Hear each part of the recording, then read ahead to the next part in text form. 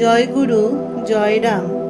জন্ম মৃত্যু বিবাহ ইহার কর্তা ভবিতব্যই হয়, অন্য কাহারও কোনো শক্তি নাই। যদি থাকিত তবে কেন মেয়ের বিবাহের জন্য এত ব্যাকুল হইয়াছেন? আপনিই তো বিয়ে দিতে পারিতেন।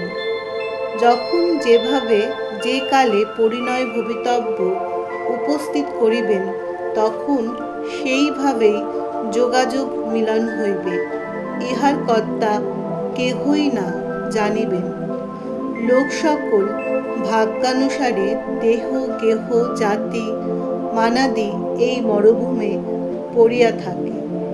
এই ভাগ্যতে সন্তোষ না হইয়া পরের ভাগ আকর্ষণে পড়িয়া দণ্ড ভোগ করিতে থাকে। ইহাকে যমদণ্ড, কালদণ্ড, ব্রহ্মদণ্ড বলিয়া জানিবেন। সত্যনারায়ণের সেবা করিলে এই সকল দণ্ড মুক্ত হইয়া সত্যলোক, যেখানে ভাগ নাই, সেই স্থানে যাইতে পারে। বেদবাণী 3য় খণ্ড, পত্রাংশ 111।